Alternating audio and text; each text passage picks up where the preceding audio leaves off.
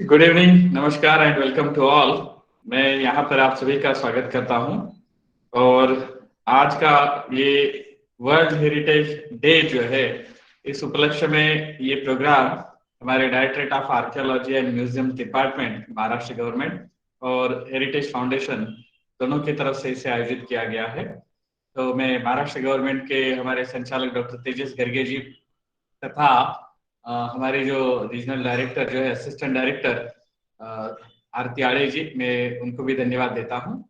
और मैं यहाँ पर जो आज के हमारे जो पैनलिस्ट है, क्योंकि ये डिस्कशन होना चाहिए, it's not only one way discussion but two sides. और विशेष बात यह है कि एक व्यक्ति कोई अपना विचार रखे, इससे तो मैं समझता हूँ कि हेरिटेज के कई सारे अलग अलग एस्पेक्ट्स है। There are different aspects of heritage. So we invite architect Sindhu Jagannath ji. She is from Bangalore and now working as associate professor in DSC College Bangalore. And also she had a great experience in architectural field, as well as now the second our resource person Medha Dubey ji. She is a expert in river valley culture of India, particularly before of this we organized the courses like Narmada River Valley or River Valley culture, river heritage of River Valley culture of India, and she delivered excellent talks regarding these rivers. So she is our another resource person. And the third one is Rashmi Agri madam. She is expert in museums field. She's not visited only India but the abroad countries also, and keen notes। मैं हमेशा ये हमारे courses में कहता हूं कि जब भी कुछ देखेंगे, जब भी कोई कोर्स करेंगे, सेशन अटेंड करेंगे, तब उस समय आप नोट्स लेना बहुत आवश्यक है। और रश्मि एग्री मैडम जी ने अभी जो विजिट अभी तक किए हैं या हमारे इसमें भी जो सेशंस होते हैं उसके बारे में वो जो लिखते हैं, जो भेजते हैं, it's really wonderful. So humbly welcome to all the resource persons and now I invite Sindhu Jagannath ji for to start her talk today. Yes, most welcome. Thank you, Bhujanji. Namaste to all. Interesting, perhaps the need of the hour theme that has been put forth by UNESCO and ICOMOS together, that on this very special day of World Heritage Day, to be discussing about heritage and climate. They specifically talk two things, with respect to heritage and climate. The first being, heritage is believed to be able to deliver climate resilient pathways to strengthen sustainable development. And the second point is to advocate transition from high carbon footprint to the future, which should be low carbon. So both are tied up together with heritage, which is very, very true. And probably all of us are aware of global issues, that is, the current issue of climate change, and therefore its impact on human society, the environment, culture diversity, biodiversity, and the entire ecosystem of Earth.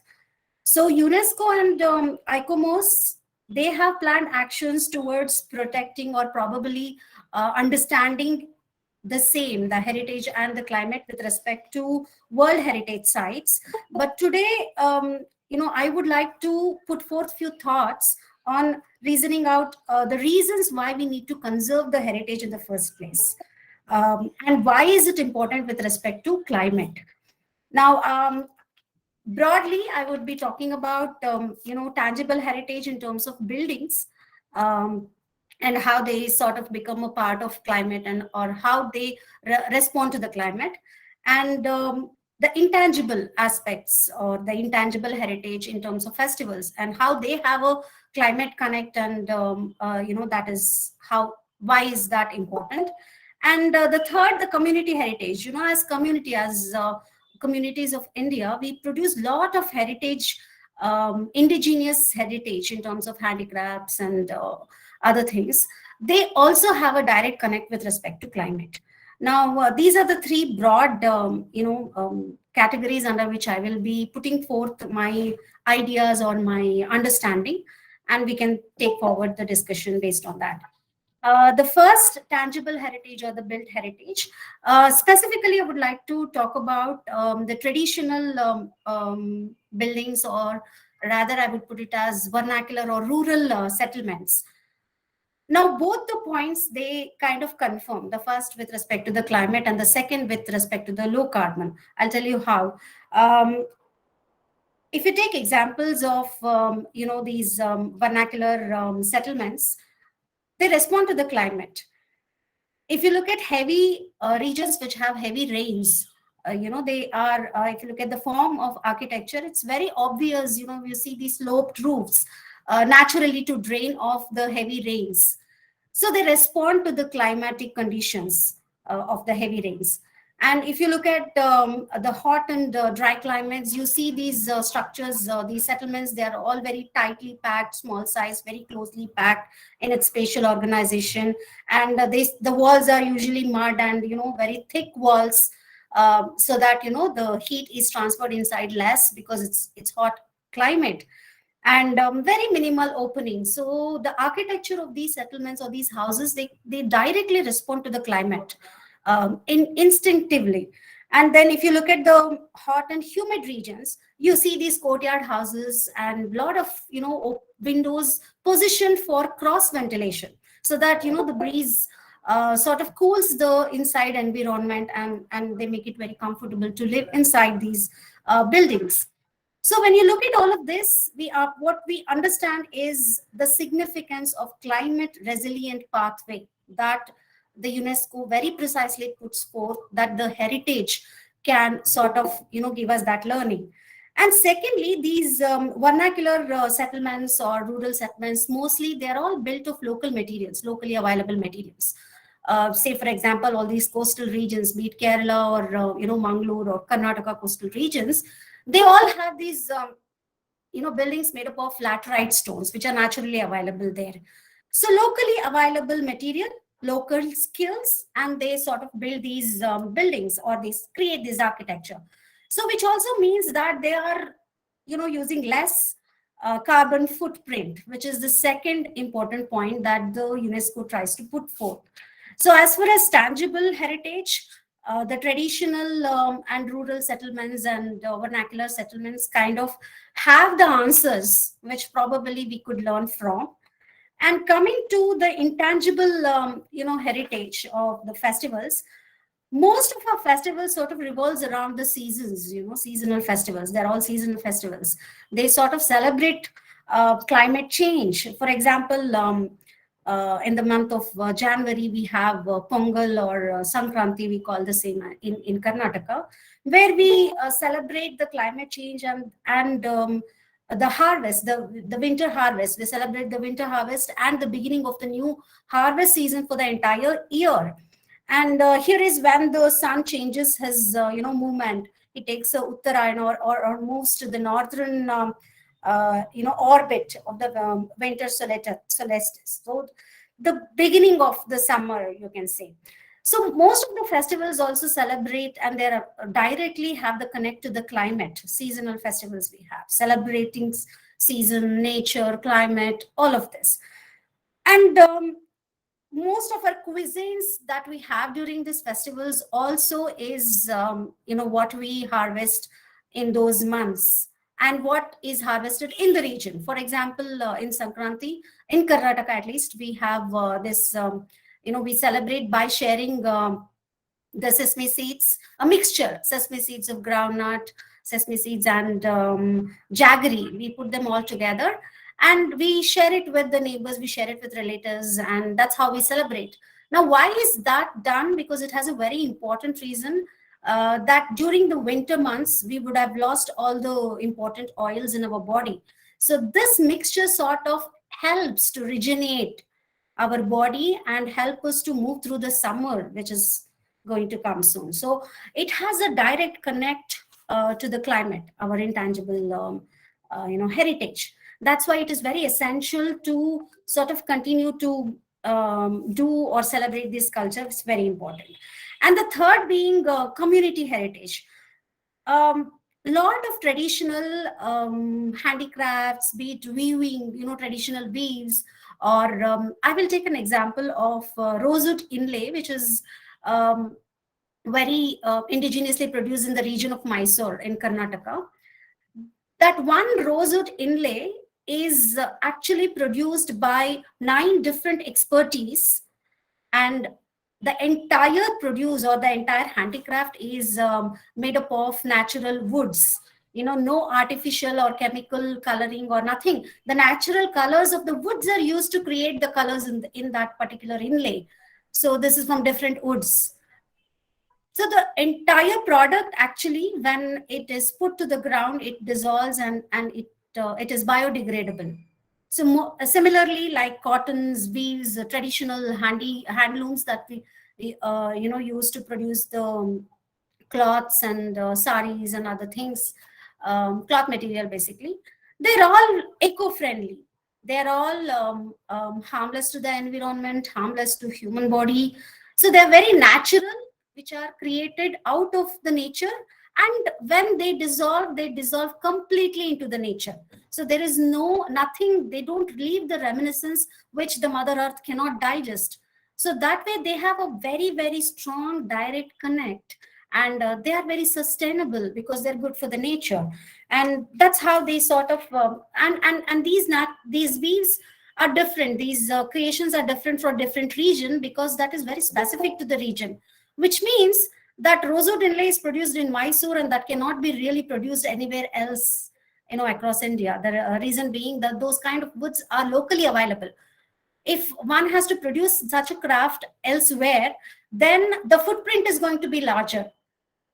All the traditional handicrafts or community crafts, indigenous crafts, they are locally made with locally available materials and local skills. So that way they are very sustainable, and they are climate friendly or nature friendly, eco friendly, and they are low carbon, for sure.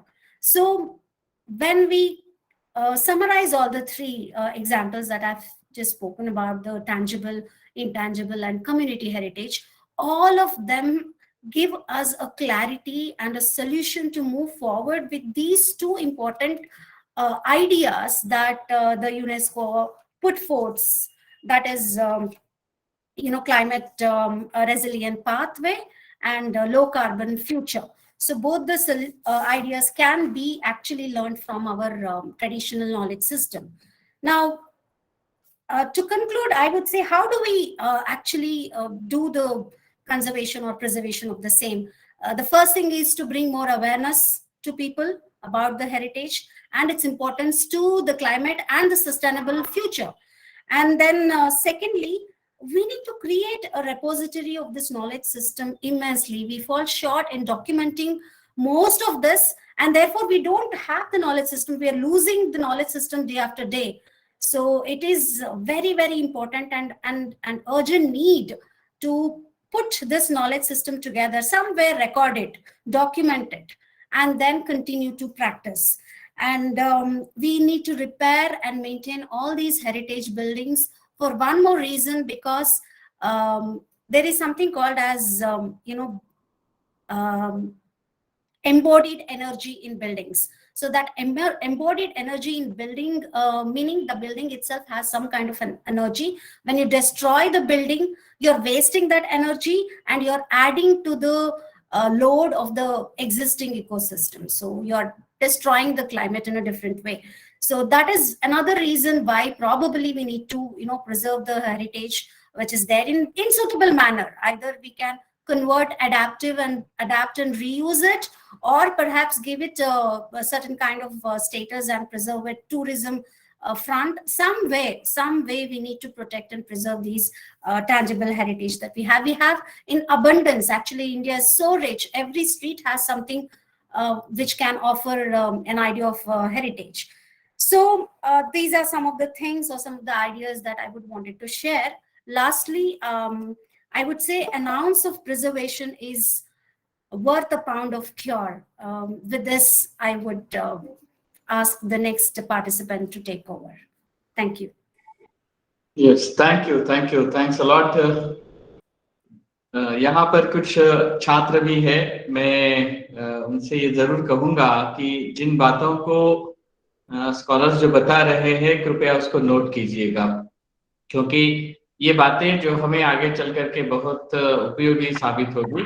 और आज की जिस development की हम जो परिभाषा जो बात कर रहे हैं, वहाँ हमें हेरिटेज और क्लाइमेट के संदर्भ में क्या करना चाहिए उसका एक गाइडलाइन आप इससे जो है समझ सकेंगे।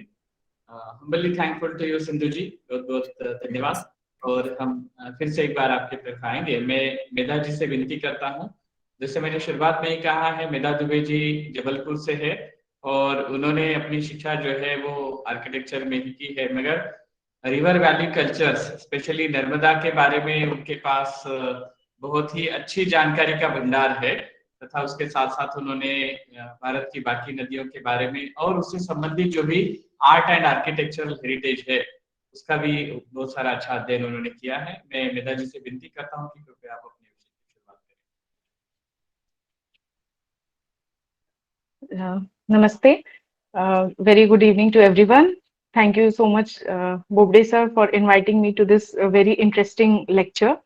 तो जैसे स्टूडेंट्स भी इसमें इंक्लूडेड हैं, काफी स्कॉलर्स भी इसमें इंक्लूडेड हैं, तो हम सब जानते हैं कि हेरिटेज और क्लाइमेट जो है बहुत ज्यादा कंसीडर नहीं किया जाता है यूजुअली, कि दोनों को अलग अलग रख के ही हमेशा देखा जाता है कि क्लाइमेट कंप्लीटली अलग एस्पेक्ट है, हेरिटेज बिल्कुल ही अलग एस्पेक्ट है। जो हम लोग कैजुअली डिस्कशन करते हैं कि क्लाइमेट चेंजेस से क्या क्या चेंजेस हो रहे हैं हमारे वर्ल्ड में, हमारे आने वाले फ्यूचर में, उन सब पे तो बात की जाती है, लेकिन उस क्लाइमेट चेंज से हमारी हिस्ट्री और हमारा हेरिटेज कितना ज्यादा डिस्टर्ब हो रहा है, इस पे बहुत ज्यादा डिस्कशन नहीं किया जाता है mostly.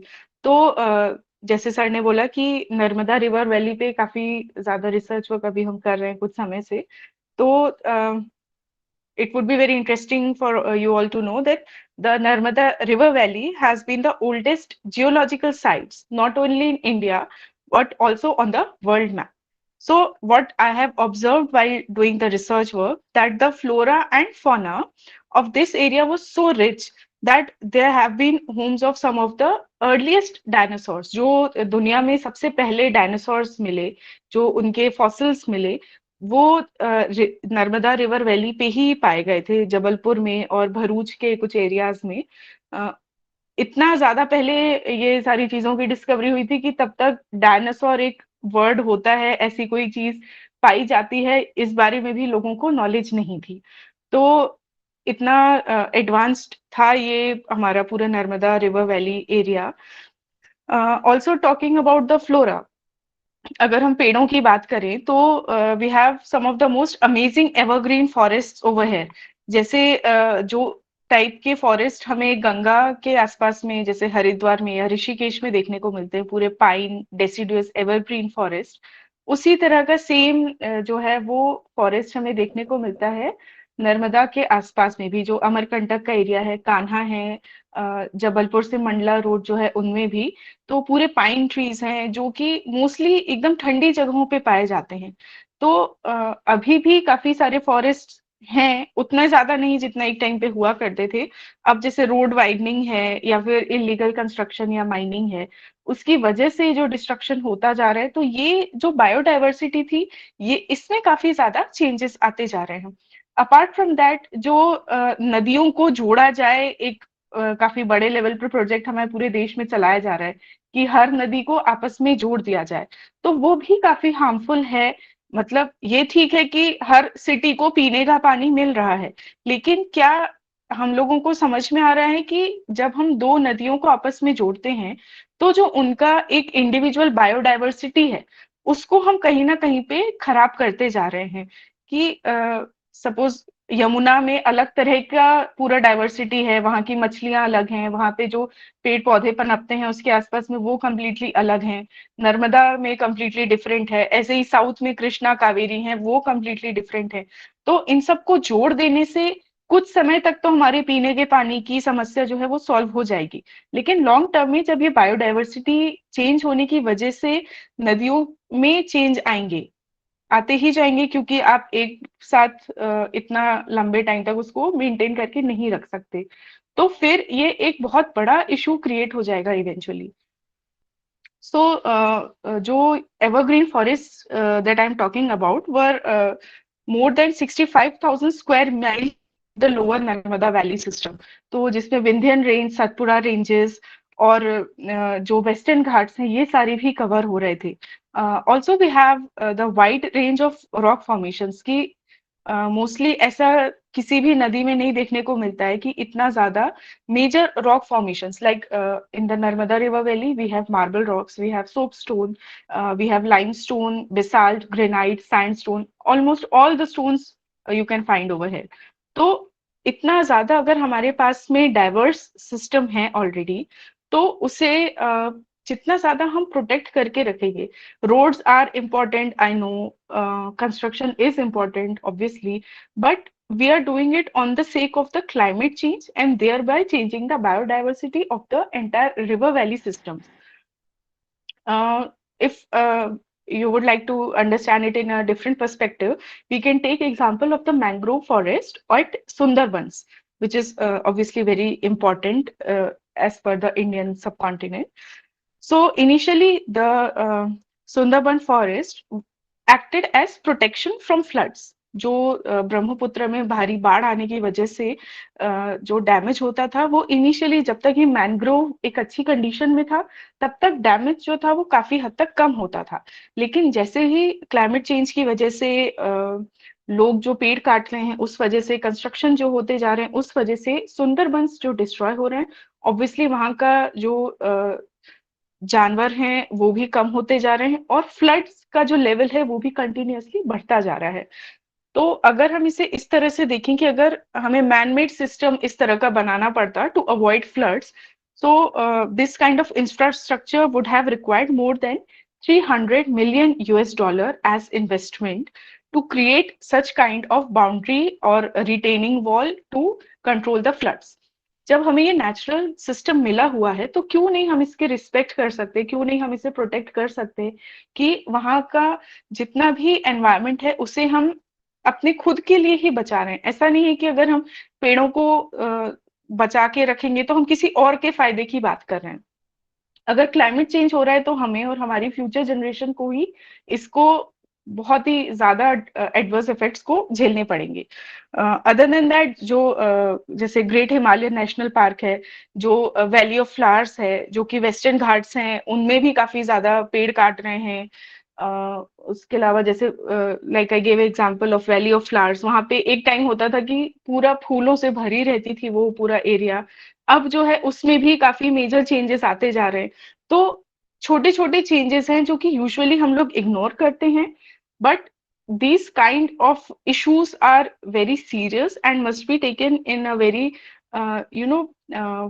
potential way to protect the climate change as well as to protect the river system. The rivers are obviously the most important aspect of human survival.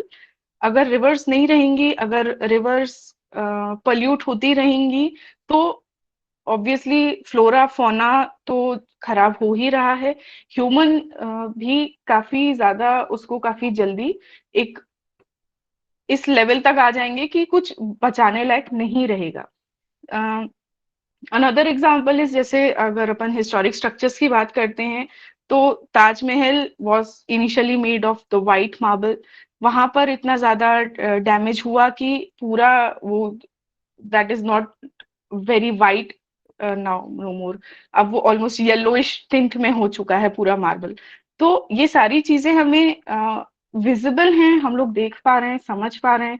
जो एनिमल्स एक्सटिंक्ट होते जा रहे हैं उनको हम लोग देख पा रहे हैं। लेकिन जब तक हम लोग सीरियस स्टेप्स नहीं लेंगे इनको प्रोटेक्ट करने के लिए, इनको साथ में लेके चलने के लिए, हमें अपने आप से अलग करके नहीं सोचना है किसी भी रिवर को या माउंटेन को या फॉरेस्ट को।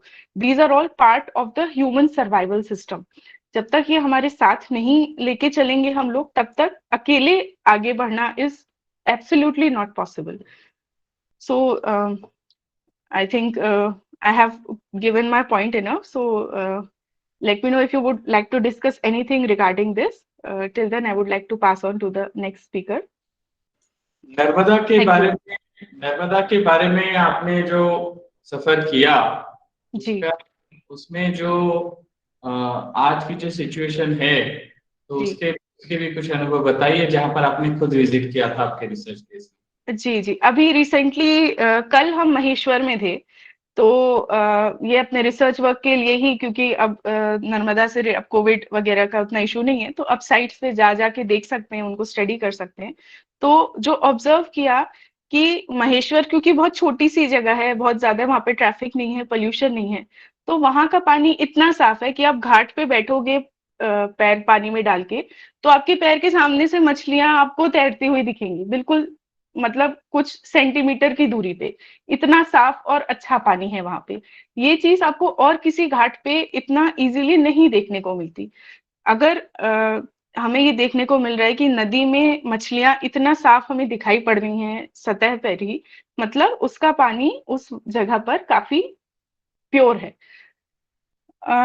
उसके अलावा जैसे नर्मदा शुरू होती है अमरकंटक से और भरूच तक जाती है अरेबियन सी में। अब ये कंडीशन है पोल्यूशन की वजह से कि शुरू तो होती है अमरकंटक पे और गुजरात तक पहुंचने तक वो ऑलमोस्ट सूख गई है।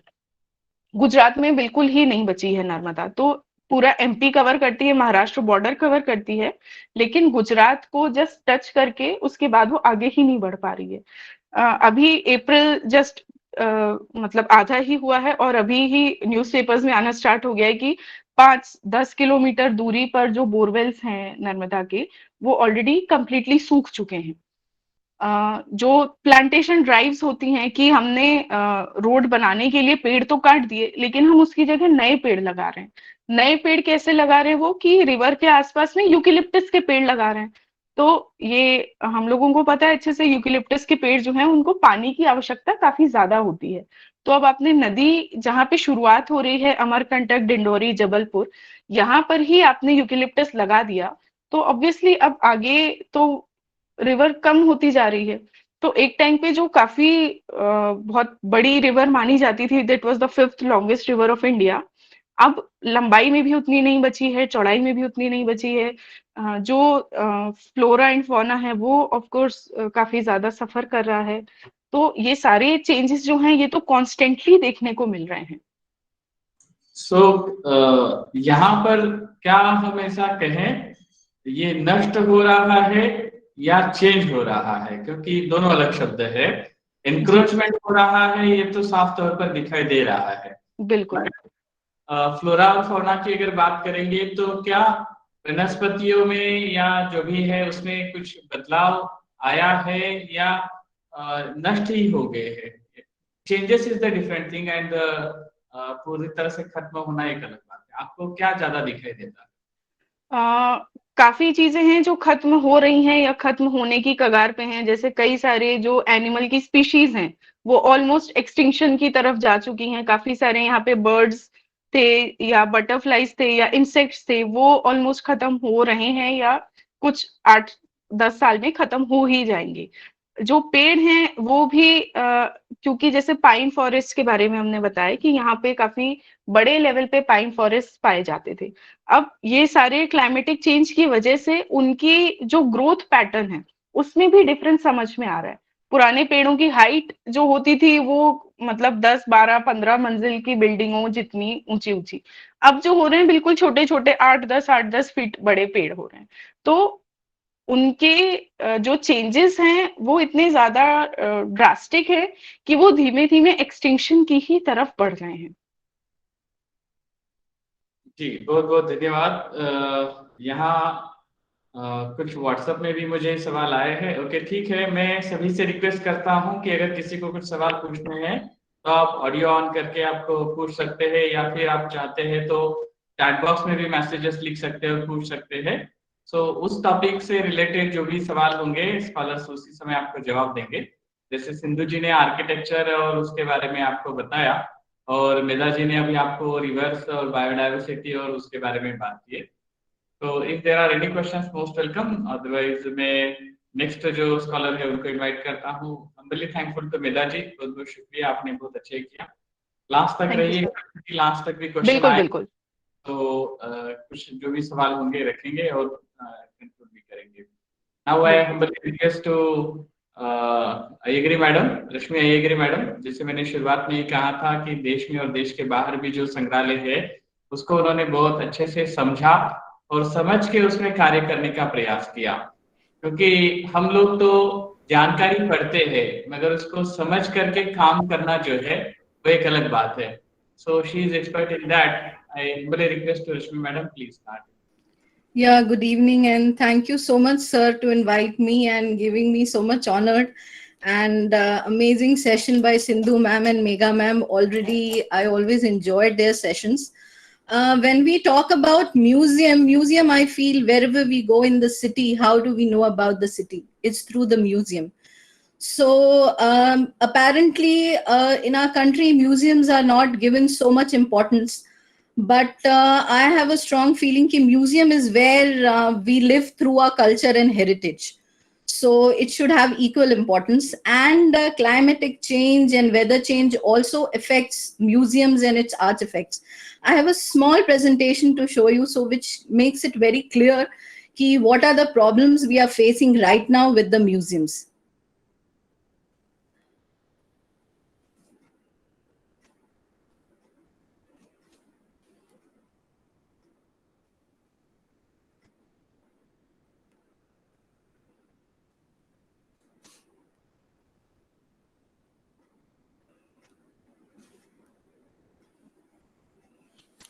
Yeah, when we talk about effects of climate change on museums, one of the most important concerns of conservators and curators is the museum climate in which their objects are displayed or stored. This is not without a reason. That presentation आपने शुरुआत किया है? Yes, sir. It's not showing on the screen, is it? No, not here. किसी को और दिखाई दे रहा है? Anyone else?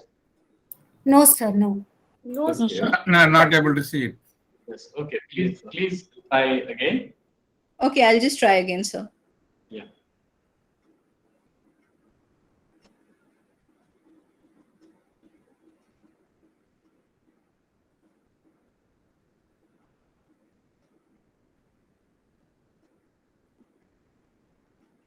Yes, now it is visible. Okay, sir. I'll just open. Yeah.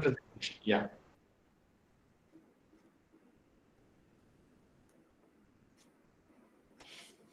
Yeah. Okay. So I'll just repeat it. So one of the most important concerns of conservators and curators is the museum climate in which their objects are displayed or stored. This is not without a reason. Everybody has seen damage such as cracks in wooden furniture and wrapped or cracked panel paintings attributed to improper environments. Loose veneer and flaking paint are also often blamed on climatic fluctuations. So the most matter of concerns are temperature, humidity, when we call about natural disasters like flood, earthquakes, negligence of staff, which is a major concern, and constructions hazards. So when we talk about temperature and humidity, extreme weather conditions is also one of the major concerns of museums.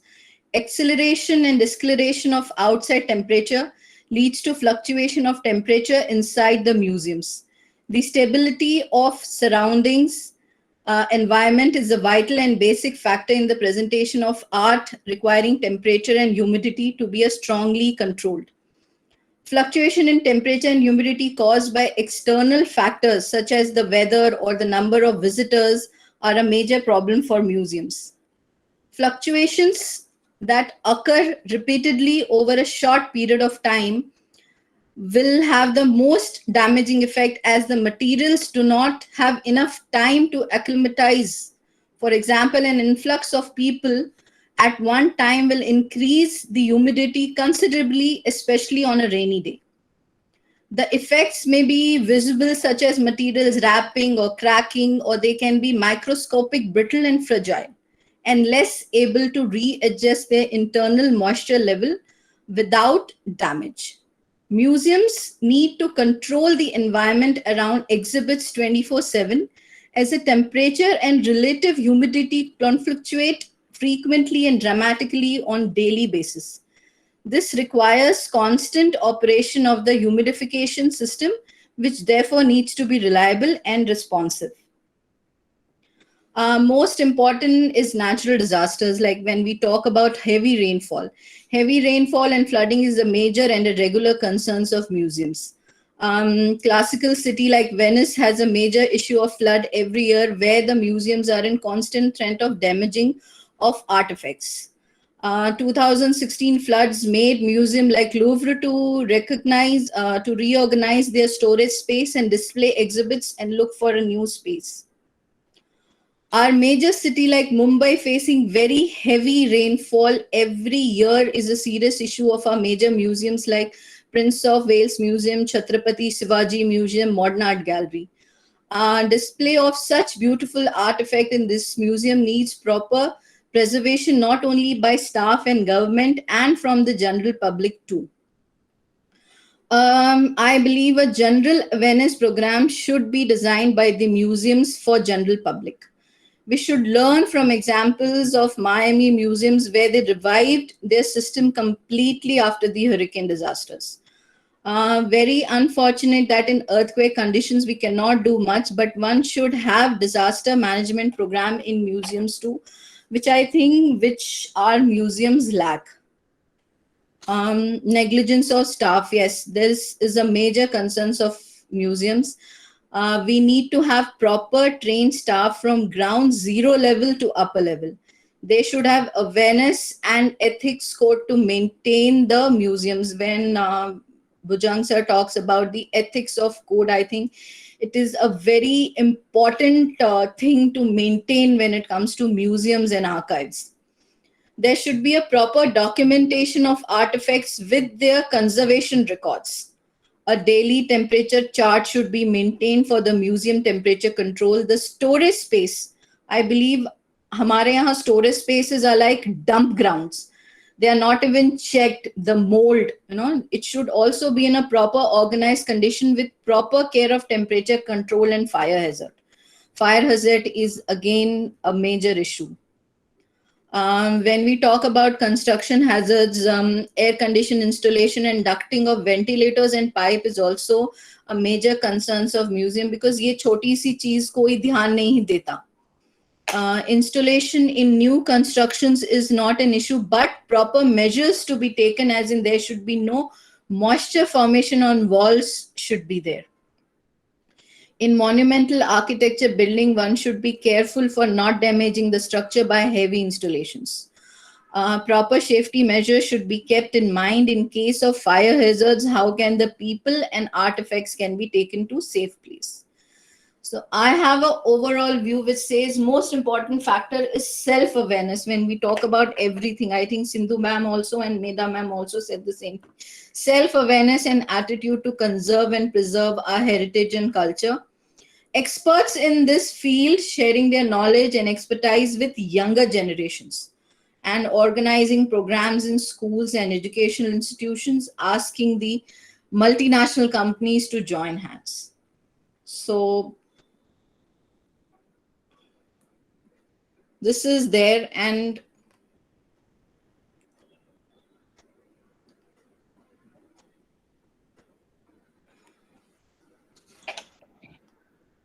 Yes, thank you. Thanks a lot. This is the another one interesting topic, museums and this climate change. Can you please elaborate your own experiences when you visited some museums in India and outside? When we talk about weather change, the very factor when I'm in Delhi, we are in extremes weather. And I have seen, very sad to say, in our own national museums, where in winters they will shut down the ACs. They feel, अरे madam बहुत ठंडी है तो artifacts को जरूरत ही नहीं है, conservation की तो ठंड में कुछ problem ही नहीं होती. And when you will go in summers, they'll have blast AC. Means like I think the energy, where the temperature comes from, but the ACs are blast. When you go from one gallery to another, your hand would be freezing. So I think this is one of the major concerns and plus I have seen our National Museum is in such a beautiful heritage building, and now with the development and everything, they are like damaging the structure. So it's very sad. It's very sad. It's very sad. And thing like, even I think we have a very beautiful Chola dynasties cart, which I always mention, wooden cart, in a glass case outside the National Museum, but I think there is no temperature control inside that glass museum, in that glass case. There is nothing. So when we talk about on national level, this is the case. So I have no clue. But when we talk about private museums, like when I visited Kiran Nadar Museum, obviously it's a private entity, it's a MNC. You see the way they keep their paintings, their artifacts. And most very important thing, when I talk about museum and generating money, none of our gift shops are good enough. So when we go abroad, every time the exit is a compulsory exit from gift shops, which encourage extra income for museums and people to buy gift shops. But places like here in Craft Museum, you have a gift shop, but it's a close. So you can just walk through by it. National Museum, gift shops on 4th floor. People would not even bother to go there. So this is something sad when we talk about selling our own handicrafts. Sorry for interrupt, but maybe because of such comments, nowadays National Museum completely shift their this souvenir Okay. shop. Now it is on ground. So if Okay. you just entered in the National Museum, in front side building, now there is souvenir shop. So now So that's good. That's good, sir. I haven't been in past 1 year, so I don't know. But yeah, I always do write comments when I visit our Indian museums, because to give a feedback or something like that. And I think I can give over to Bhujang sir. He's more experienced in this, and we are always open for discussion. How can we improve our museums? Thank you, sir. yes, thank you, thank you. Is there any questions, dear scholars?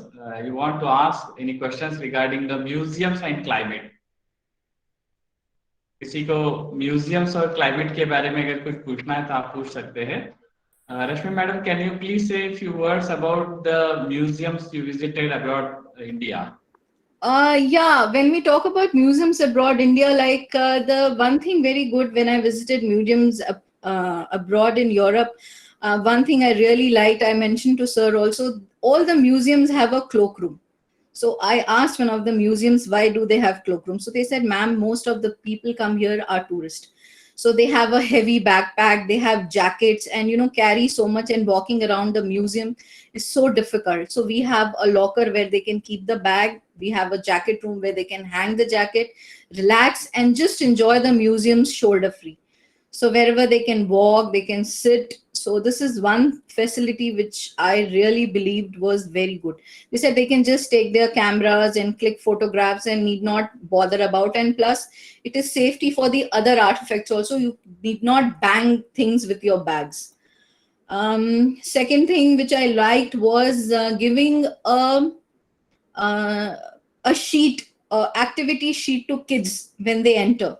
So they keep themselves busy. They will ask questions. They are asked to do coloring. They are asked to give a feedback on which paintings they like, which artifact which they like, and they have small in between hours. They have small groups, taking kids, leaving the parents separately and taking the kids to the sections where they can enjoy, they can interact. So there are small things which I really liked when I saw the museums abroad. Especially when you go to Hague, there is a museum on MC Escher. It's an illusion. Now we have a illusion museum in CP also, where they have a lot of activities for kids, where they will fill, they will color, then a lot of mathematic calculations. So all these things makes the kids to come back, which is very important. Thank you, sir. Yes, thank you, thank you. And now here Babu sir is with us. Shiv Shankar Babuji is also a really great scholar in our heritage field, particularly in temple architecture, because from last few years in some courses he guided to all of us. So humbly welcome Babu sir, and please say what you want. Good evening. Yeah, nice greetings on the World Heritage Day. A beautiful summation on what needs to be improved in Rashmi Iyangari from the practical perspective, and I really like many of the ideas she has been professing. If even some of them are implemented by public coordination and from government will, it will be beautiful. I have been frustrated where when you go to US, in Philadelphia, a bell or a small thing which is having a history of around 100 years plus, they got beautiful documentation and a grand museum and other things for this. Whereas when we come here, 2000-year-old artifacts are strewn just like that. That is something which we need to do. Probably we need to take conscious measurements and in terms of moving things. That is a good one. But there are some simple things which I'm just adding to the suggestions. The trick is to bring people to the museum and then send them back with souvenirs, right? So for that, the thing is, the insight about the museum, what is available in the museum, what you can see differently, all this should be freely downloadable as a free material upfront. We only sell them at the museum for a cost. Half the time, the curator or the librarian is not at all available. So precious reference is always lost. If I want to visit a bronze gallery, we don't have documentation or a guidebook which we can take into the bronze gallery or a PDF or something. Okay, we can talk about GPS-based auto voice suggestion and other things. All this is okay. But at a basic level, if we have good documentation, which is there, freely available to customers in a public domain, that itself solves the very basic infrastructure ground level problem for people to take a printout or PDF and walk through with this and then see. In many of our TST tours, we share this kind of a documentation on our monument tours, and it has helped a lot in reducing the presenter load or the guide load, and also the value proportion is that when people start exploring themselves with the documentation, they find it more interesting. Recently, last year, Chennai Museum has started it. Earlier, it used to have a dusty book collection of 50 rupees, 20 rupees. We don't get any money out of it. But still, they have a huge process, and the peon and the guy will be half the time missing, and we'll be searching for the book. And he says that out of print, sir, come next week. So now they have given all the valuable information in PDF in the website, in their website. So we can download, we can go to the bronze gallery with the details and then be happy with that. So that is something which can be done as a very good practice in many of the museums. There is a small experience which I have shared on experience, and I am sharing it on this forum. Yes, thank you, sir. Thank you. Thanks a lot for these valuable suggestions and guide for us. Now I want to conclude these all sessions with few points. Please note down. जो भी यहाँ पर विद्यार्थी या सारे लोग उपस्थित हैं, मैं रिक्वेस्ट करता हूँ कि कृपया कुछ पॉइंट जरूर नोट कीजिएगा. सारे समस्याओं के बारे में हेरिटेज एंड क्लाइमेट, ये जो थीम जो दिया गया है, एक्चुअली वर्ल्ड हेरिटेज डे, इसकी शुरुआत जो है 1982 में हुई थी, और 82 now this is the 14th year, अभी 40वां साल चल रहा है, और हम लोग 40 साल के बाद भी इस टॉपिक को लेकर काम करें, क्योंकि फर्स्ट जो मीटिंग हुआ था उसमें भी इस टॉपिक के बारे में डिस्कशन किया गया था, ऐसा उसमें नोट किया गया था, और अभी 14th ईयर में उन्होंने इसके बारे में जो है थीम डिक्लेयर किया है. उसमें एक सेंटेंस बहुत अच्छा दिया है, in the draft this 14th 2020 में ये थीम डिसाइड किया गया था, 2 साल के बाद 2022 में क्या थीम होगा उसके बारे में. and there is one sentence which is most important: the interaction of people and ecosystems is important. Please note down, the interaction of people and ecosystems is important. This is what mentioned in that draft. If you want, then I will send it. PDF file is available on net. Okay. So as Sindhu Jagannathan ji mentioned that why we can see our these all ancient monuments till today. आज भी क्यों हम देख सकते हैं? Because the material which used for that monument is completely natural. First, please care about this. Completely natural. Second thing is that the local material, maximum monuments, they used the local material. Third thing is that the proper ventilations, because that monuments are not just for the visit. सिर्फ जाके देख के वापस आना है इसलिए नहीं है. We need to spend the time in that temples. वो सिर्फ टेम्पल ही नहीं है, बिल्कुल जैसे हमारी पाठशालाएं हम कहते हैं, कॉलेज टेम्पल्स, इस term we used over there. So in such monuments we need proper ventilation. So position of windows, if you just visit the Hoysala temples, then you can see the Belur, Halebeed or what are these all temples. So यहाँ आपको proper ventilation भी दिखाई देगा. So ये सारा structure, the material, the position of windows, the ventilation, ये सब कुछ देखने के बाद हमें ये समझ में आता है कि हमारी गलतियां कहाँ पर है. What are the mistakes in our this today's architecture? आज जो नए मंदिर निर्माण किए जा रहे हैं उसके लिए जो मटेरियल यूज किया जा रहा है वो कौन सा यूज किया जाता है? ब्रिक्स और द लाइम, जो केमिकल वगैरह जो सारे ऐड होते हैं उसमें, और ये सारा मटेरियल यूज करते हैं. कुछ ही साल के बाद देखते हैं मंदिर टोटल कोलैप्स हो जाता है. अर्थक्वेक के बारे में बात किए थे लास्ट पॉइंट में Rashmi, I agree madam, for the museums. But in India, if you just see few examples like the Killari earthquake, which was in 1993, I was 10 years old child in school. उस समय बहुत बड़ा earthquake हुआ था because it's very near to my place and 15 villages totally collapsed, complete destroy हो चुके. 10,000 to 15,000 people died in that earthquake. But there is a small temple in Killari, which is a Shiva temple is there, Nirghanteshwara temple in Killari. So अगर आज भी आप जाकर के देखेंगे वो टेम्पल ऐसा कैसा, सिर्फ एक छोटी सी दरार उसमें आ चुकी है. So it means that आजू बाजू के 15 गांव पूरी तरह से ध्वस्त हो गए और वो मंदिर आज भी हम देखते हैं जिस गांव में अर्थक्वेक का सेंटर पॉइंट था. 8.5 रिक्टर स्केल अर्थक्वेक हुआ था. So ये नेचुरल जो मॉन्यूमेंट्स, सॉरी जो natural material and the construction styles, architecture styles, उसको हमें जो अध्ययन करना है.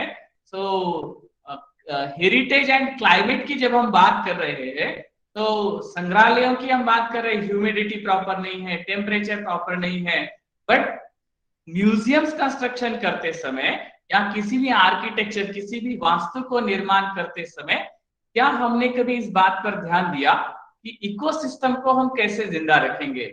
ये बायोडायवर्सिटी के इसमें हम लोगों को बहुत अच्छे से समझ में आता है जब हम रिवर्स के बारे में बात करते हैं या फिर जब हम सी के बारे में बात करते हैं कि समुद्र में जो है, सागर में बहुत सारा पत्थर डाल करके जो है जगह को एनक्रोच किया जाता है, रिवर्स एनक्रोच किए जाते हैं. केदारनाथ में जो प्रलय हुआ उसका कारण क्या था ये हम सभी जानते हैं, और जिस तरह का प्रलय हुआ था उसको भी देखेंगे.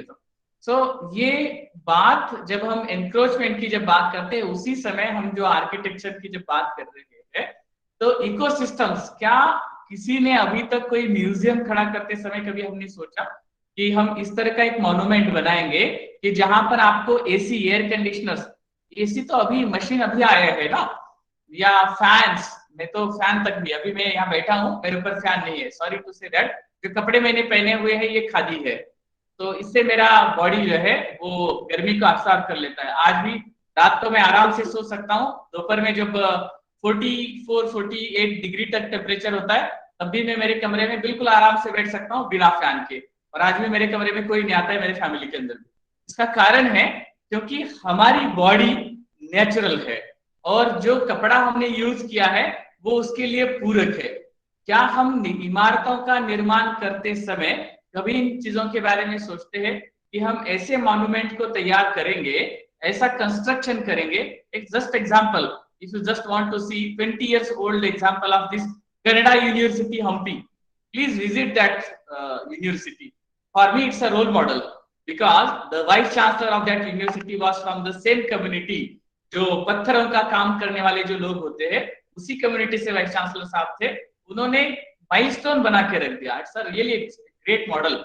सो जब वहां विजिट करके जब देखते हैं तब आज भी वहां चाहे वो वीसी केबिन हो चाहे बाकी डिपार्टमेंट्स में रमेश नाइक जी जहां बैठते हैं वहां जब जाकर के देखा कोई आवश्यकता ही नहीं है क्योंकि ये सारा जो हमारा ओल्ड स्ट्रक्चर जो है उसी तरह से उसको निर्माण किए हैं. So there is no need of any maintenance also, क्योंकि कोई आवश्यकता ही नहीं. पत्थरों को जो है जिसको हम स्टोन लॉकिंग सिस्टम कहते हैं उसी तरह से उसको निर्माण किए हैं. तो जीरो मेंटेनेंस उसको कहते हैं. सिर्फ वो झाड़ू पोछा जो करना है, झाड़ू निकालना है, उतना ही मेंटेनेंस है. क्या कभी ऐसी इमारतों के निर्माण के बारे में हम सोच सकेंगे? Second thing is that if you just walk through that entire university campus you can see that there are the thousands of trees. जो लोकल के जो जहां लोकल में जो नेचुरली जो ट्रीज आते हैं उसी को उन्होंने जो है आने दिया. याद रखिएगा, प्लांटेशन करने की जरूरत नहीं है, आने दिया, कट नहीं होने देना है बस. Only the need is to stop the cutting. Nature इतना, कुदरत में इतनी ताकत है कि वो इस तरह से जो है 10 साल 25 साल में पूरा जंगल बना देगा. बट हम लोग जो है हम पेड़ लगाने के नाम पे जो है सिर्फ पेड़ काटते रहते हैं. So this is what the important thing, तो ये सोचना है. तीसरी बात इसमें हमें ये कहनी है कि जब अर्जेंटली नीड, इन्होंने बताया सिंधु जगन्नाथ जी ने कि हमारे पास एक रिपोजिटरी होनी चाहिए इंडियन नॉलेज सिस्टम्स के बारे में. So you all are the scholars, if you want to contribute most welcome. We have such great repository with us because nowadays from last few months we started this work and now at this moment we have 1,31,000 manuscripts and the books which are only based on this Indian knowledge system. Yes, please give me a few minutes. I will conclude. And मेधा जी ने जो बात कही थी कि dinosaur के अवशेष जहां पर मिले, ये जहां पर मिले, ये मंडवा, कुक्षी, ये सभी जो है, तो मैंने जब विजिट किया था उसमें से कुछ स्थल जहां डायनासोर एक्स मिले थे अभी नष्ट होने के, इसमें अलीराजपुर वगैरह स्पेशली जो साइट्स मैंने विजिट किए. क्योंकि सेंट्रल म्यूजियम नागपुर में जब आया वहां पर जब मैंने ये 6 करोड़ से 8 करोड़ वर्ष पूर्व के जब सारे अवशेषों को देखा उस समय विजिट के लिए गए थे, उसमें से कुछ स्थल अभी नष्ट होने के इसमें है. सेकंड थिंग इज दैट आपने नदियों को जोड़ने के बारे में बात कही. शुरुआत से लेकर के यानी आजादी के समय से ये जो सोच चल रही है, तो हमें ऐसा लगता है कि हमें सेकंड ऑप्शन के बारे में किसी ने बताया ही नहीं. Because there is need. लोग क्यों ये एक्शन लेते हैं इसका कारण है कि उतना ही स्ट्रॉन्ग सेकंड ऑप्शन क्या हो सकता है वो हमें सोचना होगा. सो शायद तैयार होगा किसी के पास जवाब, मगर उतना स्ट्रांगली एक हम ग्रुप बना करके वो पुटअप करना होगा, तब जाकर के ये बात बनेगी. अदरवाइज ये सिर्फ चर्चा ही रहेगी. थर्ड थिंग इज दैट हम बड़े डैम्स बनाने की बात कर रहे हैं नाउअडेज इन चाइना और इंडिया आल्सो.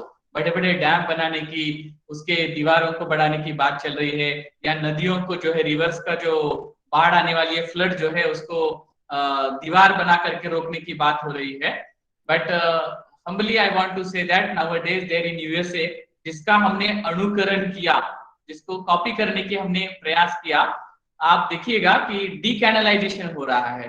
चोला पीरियड में कैनल बने, हम्पी विजयनगर कृष्णदेवराय के पीरियड में कैनल बने, मगर वो कैनल बनाने का सिस्टम, उसका कैपेसिटी कुदरत को हानि पहुंचाने का नहीं था.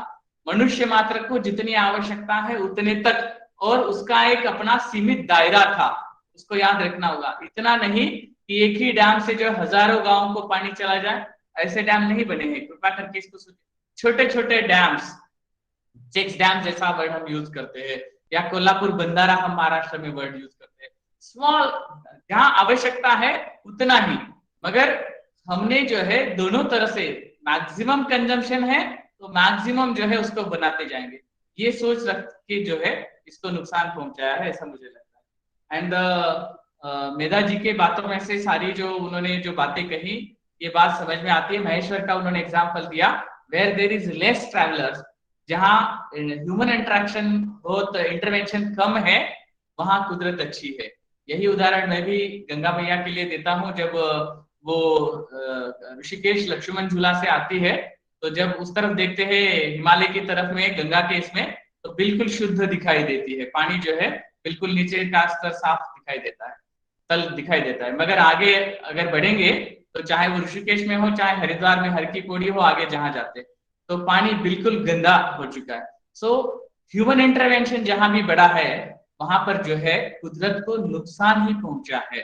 क्षमा करना, हम इंसानों को जो है भगवान ने एक सोच दी हुई है, दिमाग दिया हुआ है, मगर हम लोग अच्छा कुछ करने के बजाय उसको बिगाड़ते जा रहे हैं। तो इसके लिए हमको जो है अच्छा क्या करना है, वो शिक्षा हमारे प्राथमिक स्तर से शुरू होनी चाहिए।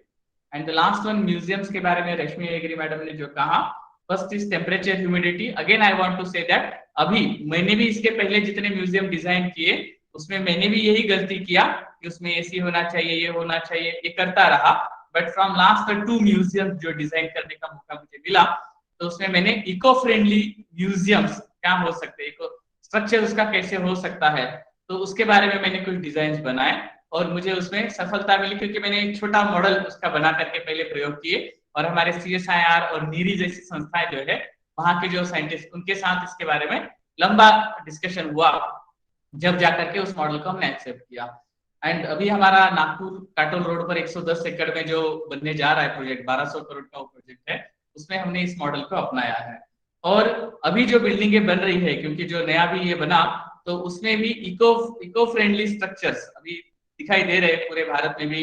हमारे यहाँ पर गांधी ने जब ये बात कही थी कि आपके 20 मील के दायरे में जो भी मिलता है उसमें से ही आपको जो है आपका कंस्ट्रक्शन करना है, तो हमारे पास कुछ लॉरी बेकर जैसे आर्किटेक्ट हुए और आज भी कुछ आर्किटेक्ट उस दिशा में अच्छे से कार्य कर रहे हैं। तो मुझे ऐसा लगता है कि इसको ज्यादा और हम लोगों को अपनाने की आवश्यकता है।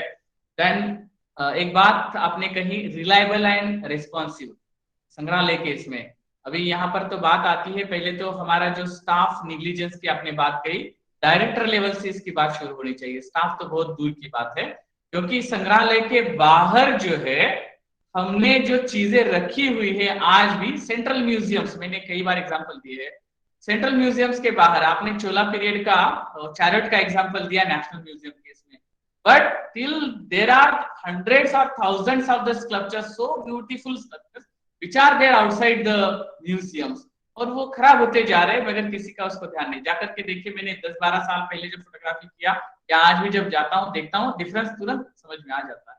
सो इसके बारे में भी हमको संग्रहालय में जब जाते हैं तब बात करनी चाहिए, रिमार्क बुक में लिखना चाहिए, जब भी पॉसिबल हो अखबारों में लिखना चाहिए। आज के इसमें अपना सेशन शुरू होने से 1 घंटा पहले हमारा एक मंडल चला, हेरिटेज मंडल जो हम चलाते हैं, उसमें कई सारे वाइस चांसलर, उनके साथ हमारा जो डिस्कशन हुआ उसमें भी हमने यही बात कही कि इसके लिए हमको जो है, वाइस चांसलर है तब तो वो सिलेबस में उसको जरूर डाल सकते हैं, 3 यूनिवर्सिटी के वाइस चांसलर थे।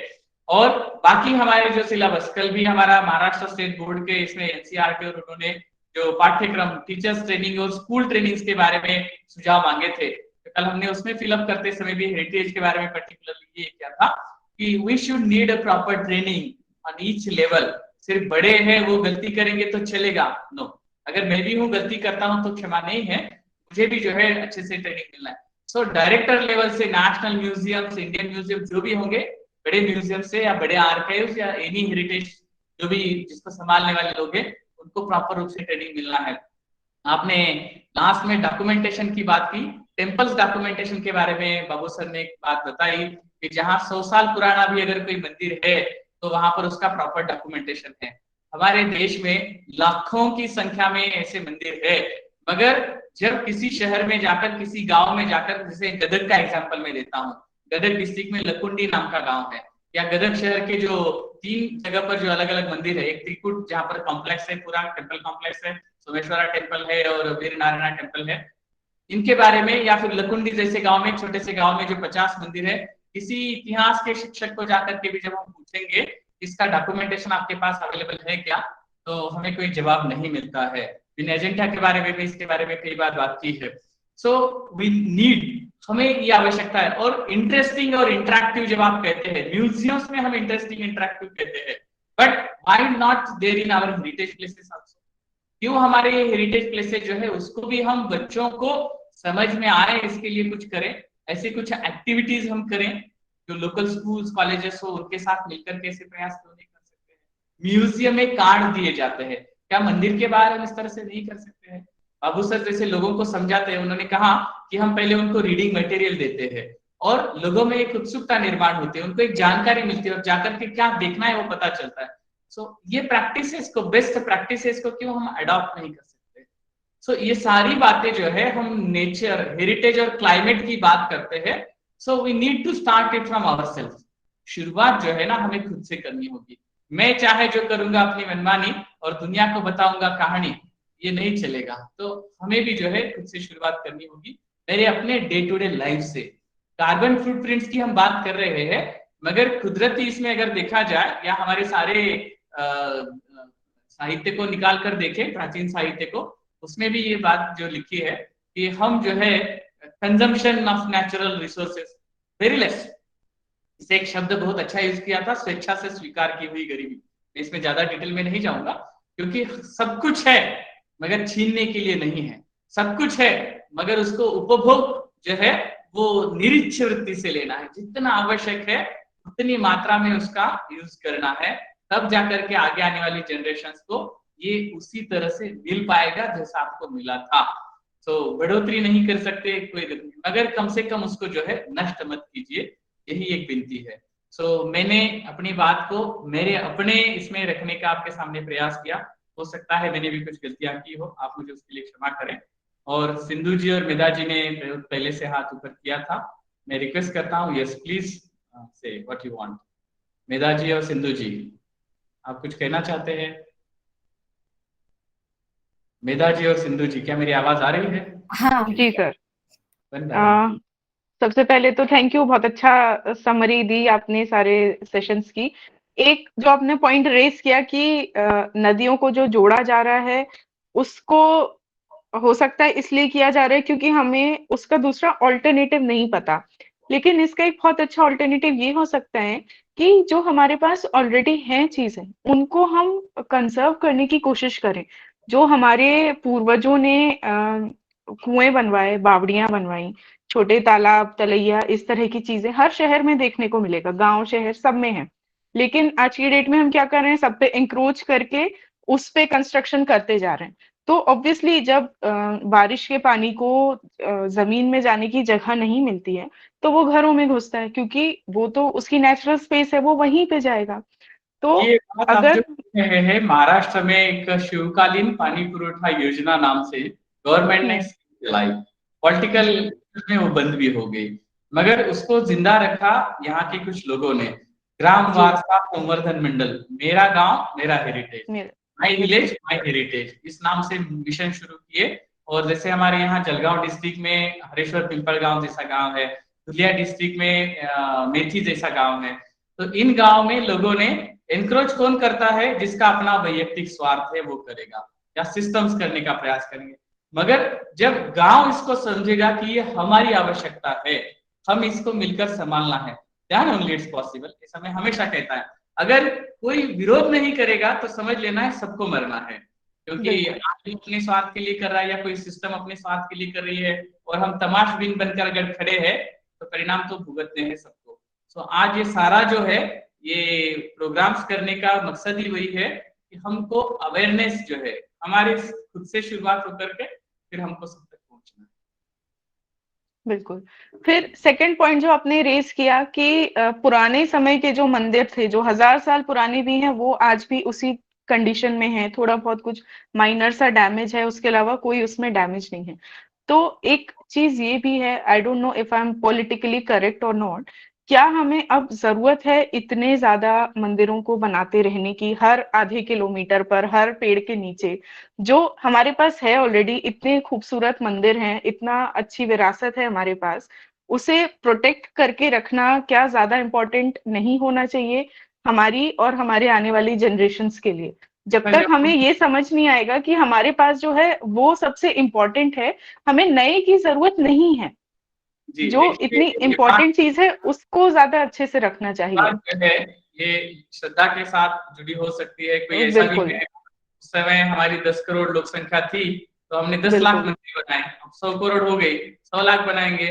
मगर सिंधु जी ने जैसे कहा कि नए बनाने के लिए विरोध नहीं है हमारा, मगर पुराना जो है उसको नष्ट मत होने दीजिए, क्योंकि बिल्कुल आप कंप्लीट एनर्जी को भी उसमें नष्ट कर रहे हैं। वो जो मैन पावर लगा था या जो भी उन्होंने निर्माण किया उसको भी हम जो है नष्ट नहीं होने देना है, इतना तो कम से बिल्कुल कम बिल्कुल। प्रयास करना। और हमें एडेप्टिव रीयूज को प्रमोट करना है। ऐसा नहीं कि हमें अगर लग रहा है कि किसी भी स्ट्रक्चर की, हो सकता है वो स्कूल हो सकता है वो हॉस्पिटल हो या हाई कोर्ट हो, कोई भी स्ट्रक्चर है, अगर हो सकता है हमें कि अभी आज के डेट में वहां पर हाई कोर्ट की जरूरत नहीं है, उस स्ट्रक्चर को पूरी तरह डिमोलिश करके हम फिर वहां नया कुछ बनाएं, उससे बेहतर है हम उसका प्रॉपर कंजर्वेशन करके वहां पे कोई एडेप्टिव रीयूज करने की कोशिश करें। कई तरह से यूज किया जा सकता है, थोड़े बहुत माइनर चेंजेस करने के बाद में आप आराम से उसको अच्छे से यूज कर सकते हैं। तो adaptive reuse must be promoted. ये नहीं सोचें कि ये तो अंग्रेजों ने बनाया था या पोर्चुगीज किसी ने बना दिया था तो हम इसे तोड़ देना चाहिए। वसई फोर्ट जो है बहुत अच्छा एग्जाम्पल है इसका। लोग उसको प्रोटेक्ट करके रखते ही नहीं है, ये सोच के कि अरे वो तो पोर्चुगीज ने बनाया हुआ था, हम इसे क्यों बचा कर रखें। लेकिन अब ये टाइम ऐसा नहीं है कि हम रिसोर्सेस को, बिल्डिंग मटेरियल को या हेरिटेज स्ट्रक्चर्स को वेस्ट जाने दें। आप उसे कंजर्व करिए, अच्छी तरह से यूज करने की कोशिश करिए। हर जगह नई बिल्डिंग्स बनाना कोई बहुत इंपॉर्टेंट नहीं होता है, आप और रीयूज करके भी काम चला सकते हैं। की आप जो बात कर रहे हैं, महाराष्ट्र में हमारे उस्मानाबाद डिस्ट्रिक्ट में नळदुर्ग तालुका में अंदूर जैसे गांव में जो खंडोबा मंदिर है उसको आज भी स्कूल के रूप में चलाया जा रहा है। या बिदर डिस्ट्रिक्ट बिल्कुल कर्नाटक में, बिदर डिस्ट्रिक्ट में भाल्की शहर में जो फोर्ट है चंद्रसेन यादव ने बनाया हुआ, उस फोर्ट में आज भी जो है स्कूल चलता है, भाल्केश्वर विद्यालय चलता है। सो इस तरह से भी आप उसको जो है निरंतर उसको कार्यरत रख सकते हैं, उसको अच्छे से संभाल के रख सकते हैं। Thanks There once is an again. interesting point, like Mehta has pointed out. Instead of safeguarding the old temples, we continue to build new temples. In fact, it is a temple pollution. We are polluted with too many small temples. If you, instead of this, if you save the same money, we could have saved one or two beautiful small temples in that area. They don't care. Again, the people branding me, my, mine, that comes into the play, and we like attached bathroom. We need a attached temple in each corner and each street end.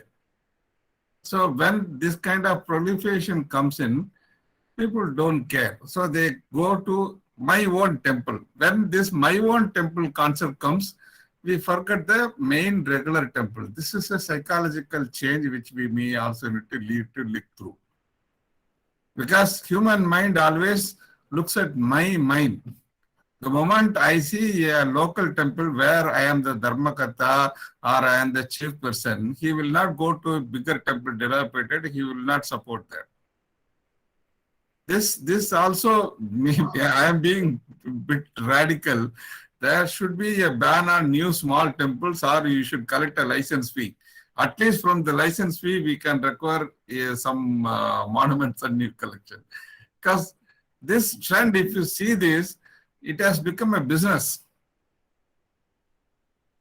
And it is being used by people for other ulterior motives. In Tamil Nadu and other states, there is a rule that near liquor shop, there should not be no liquor shops near temples. So if somebody loses in the liquor auction, what they do immediately, the rival party's shop near that, they build a new temple, quote that and close the shop. So temples are being in very, very innovative business models. So this is where we should stop, and all this funding and other things, if we are diverted into this one, we could save so many small temples. There is another thing which we need to highlight by way of awareness rather than trying to expect the government to do it.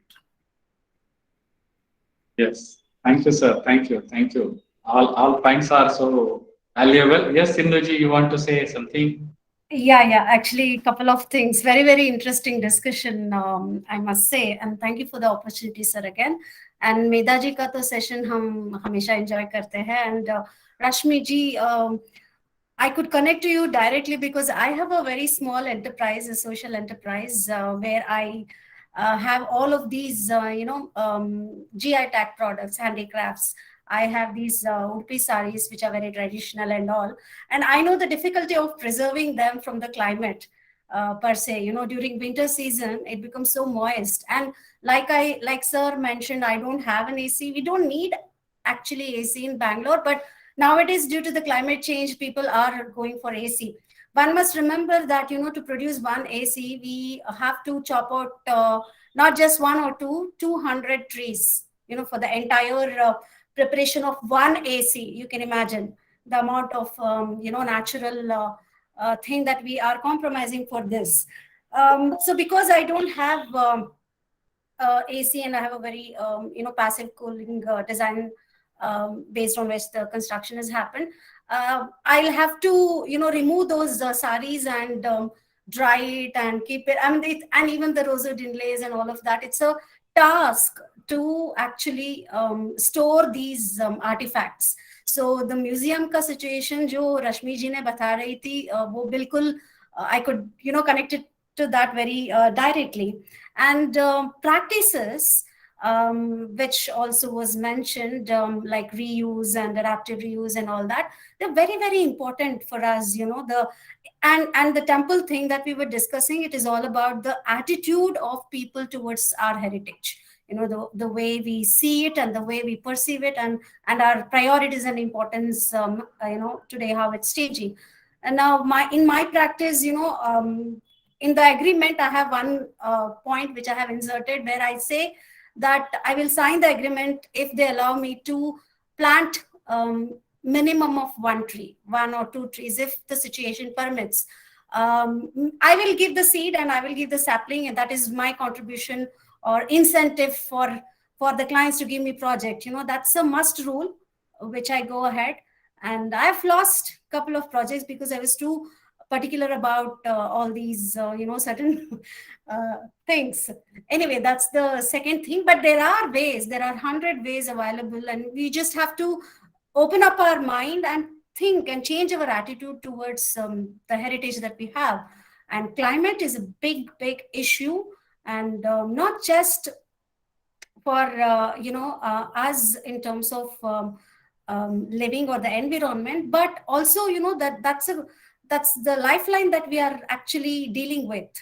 It's not only problem for the heritage, but the entire absolutely for us also. So that is important. And the analogy that sir was giving, attached bathroom kind of a thing. I mean, this is the attitude I see, not just with temples, which almost everything.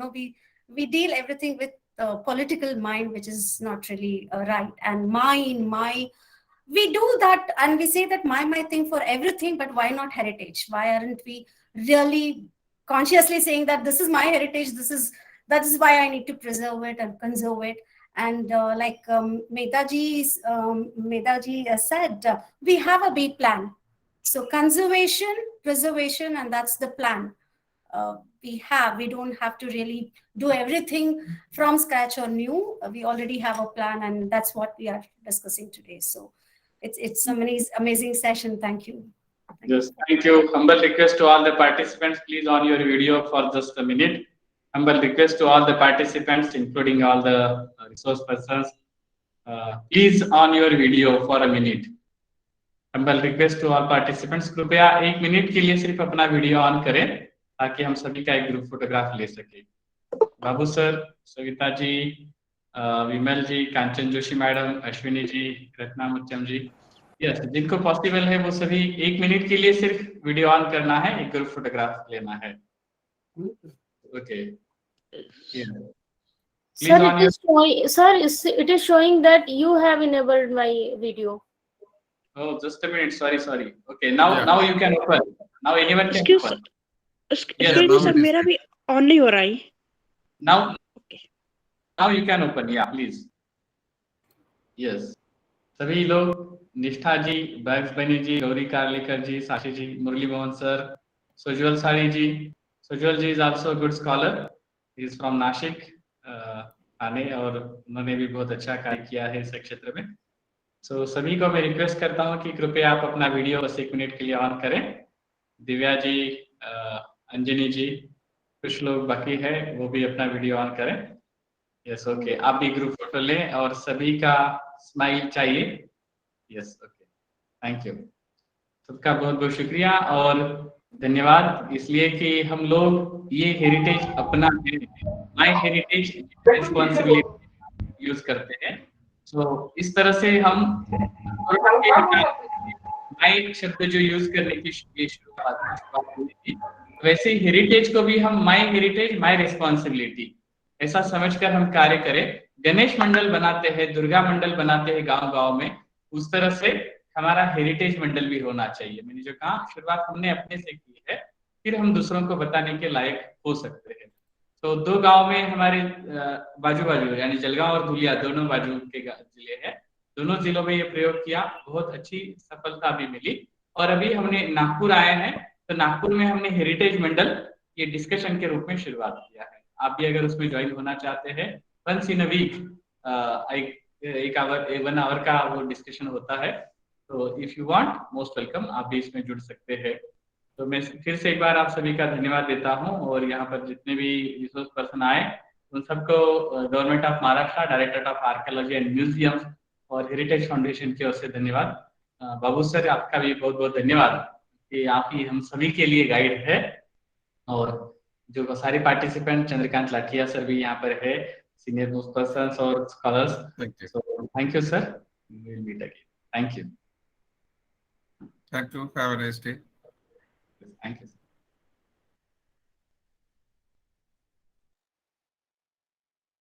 Mukane madam thank you. आपण आणि आपले सगळे विद्यार्थी join झालात. धन्यवाद. Sir मेरा एक question था मेधा मैडम से. सर हाँ जी बोलिए आप बोलिए. अभी समय तो बहुत हो चुका है फिर भी. सर एक ही क्वेश्चन था. मैं मेधा मैडम से पूछना चाह रहा था कि जैसे जो चीड़ का जो पौधा है पाइन ट्री, ये लोग कहते हैं कि ये भारत का पारंपरिक पौधा नहीं है. ये जब अंग्रेज भारत में आए थे तो वही लेके आए थे इंडिया में. तो ये अब जैसे मैडम ने बताया कि नर्मदा नदी में इसके अवशेष मिले, तो ये माना जा सकता है कि ये यहाँ बहुत अंग्रेजों के आने से पहले भी होता था इंडिया में. किस पेड़ की आप बात कर रहे हैं? Pine tree. Pine tree. Okay Medha ji, pine tree हमारे देश का है या बाहर से लाया गया है? जो एविडेंसेस मिले हैं वो तो ऐसे कि मतलब फॉसिल्स ही मिले हमें. जिस टाइम के डायनासोर्स थे उसी टाइम से हमें पाइन ट्री के भी, जो खजूर के पेड़ होते हैं उसके, इन सबके अवशेष ऑलरेडी मिले हुए हैं, फॉसिल्स हैं हमारे पास में. तो हो सकता है कि जब ये पूरा कॉन्टिनेंट्स में डिवीजन हुआ उस वक्त कुछ चेंजेस होने की वजह से कुछ समय तक वो एक गैप आ गया बीच में. लेकिन ऐसा नहीं है कि ये यहाँ पर थे ही नहीं और बाहर से ही लाए गए हैं. ये थे यहाँ पर एक टाइम पीरियड के लिए, ये नहीं थे एग्जिस्ट कर रहे थे, लेकिन ये दोबारा जब उनको उस तरह का वापस एनवायरनमेंट मिला तो उन्होंने वापस ग्रो करना शुरू करा. जी. और कुछ स्कॉलर्स ने ऐसा भी लिखा है देयर आर दी वैरायटीज, जिसको हम बोलते हैं ना कि अलग अलग प्रजाति के पौधे, स्पीशीज होती हैं. हाँ स्पीशीज. तो इसके बारे में लिखा है कि कुछ भारत से पहले से है और कुछ बाद में जो है बाहर से लाए गए. तो उसके बारे में भी स्कॉलर्स ने लिखा हुआ है. Yes okay. Thank you once again. Thank you Chhayan ji. Thank you sir. Thank you so much.